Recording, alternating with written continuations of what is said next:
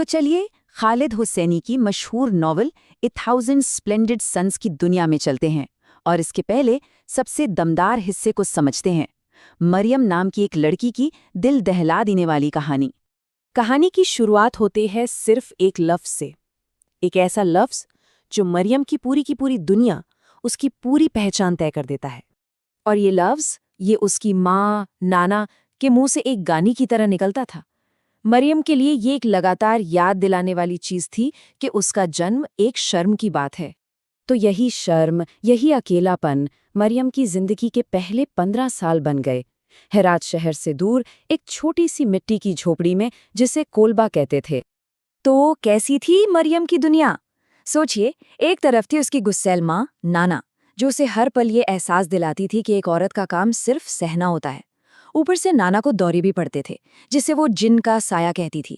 इस सब के बीच एक रोशनी की किरण थे उसके टीचर मुल्ला फैजुरिया, जो उसे कुरान पढ़ना सिखाते थे। बस इतनी सी ही थी उसकी दुनिया। लेकिन हफ्ते में एक दिन, हर गुरुवार, इस घुटन भरी दुनिया में एक अलग ही हवा का झोंका आता था। और यहीं पर मरियम की जिंदगी दो हिस्सों में बट जाती है।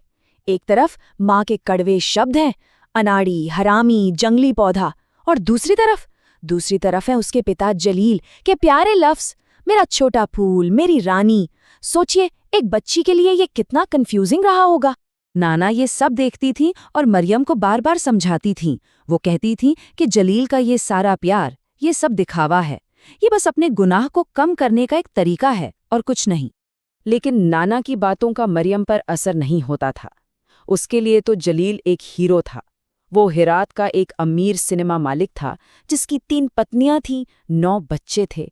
और जब वो आता तो अपने साथ कहानियां, तोहफे और एक ऐसी दुनिया का वादा लाता था जो कोलबा से बिल्कुल अलग थी, एक जादुई दुनिया। और फिर कहानी में एक ऐसा मोड़ आता है जहां मरियम की ये दोनों दुनियाएं, माँ की कड़वी सच्चाई और पिता के मीठे झूठ, आपस में टकरा जाती हैं। मौका था मरियम के 15वें जन्मदिन का, और इस बार उसने अपने पिता के प्यार को आजमाने का फैसला कर लिया।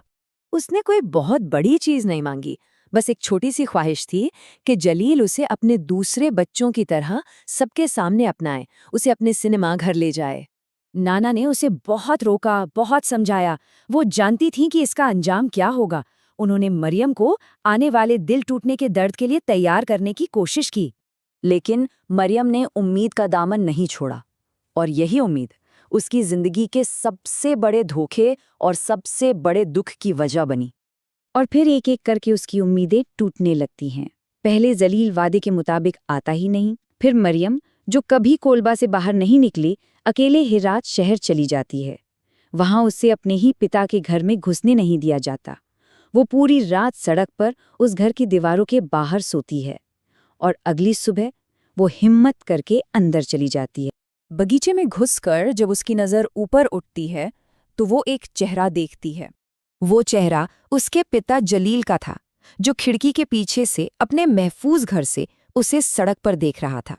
और फिर पर्दे गिर जाते हैं। एक झटके में सब खत्म। जलील ने अपनी इज्जत को अपनी बेटी पर चुन लिया था। ये वो पल था जब मरियम का दिल हमेशा के लिए टूट गया। इस धोखे का अंजाम बहुत भयानक था। जब मरियम को वापस कोलबा भेजा गया तो वहां एक और खौफनाक मंजर उसका इंतजार कर रहा था।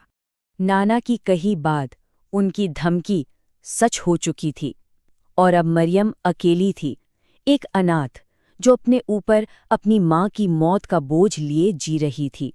पिता से धोखा और माँ की मौत के बाद मरियम अब जलील के परिवार के लिए एक बोझ बन चुकी थी, एक कलंक जिससे वो जल्द से जल्द छुटकारा पाना चाहते थे। और इसका हल उन्होंने निकाला मरियम की शादी करवाकर।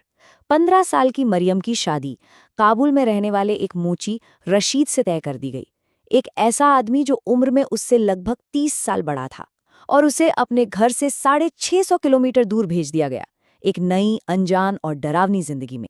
वहां पहुंचते ही उसके नए पति रशीद ने उसे एक आसमानी बुर्का थमा दिया और अपनी शादी के नियम साफ साफ बता दिए। वो बुर्का पहनकर मरियम को लगा जैसे वो सिकुड़ गई है, छोटी हो गई है।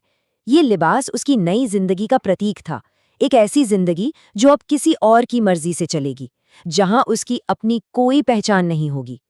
काबुल के लिए निकलने से ठीक पहले जब मरियम ने आखिरी बार जलील से बात की तो उसने वो कह दिया जो वो अब समझ चुकी थी, वो सच्चाई जो उसकी माँ उसे ताउम्र समझाने की कोशिश करती रही, कि जिस पिता को वो पूछती थी वो असल में उससे सिर्फ शर्मिंदा था।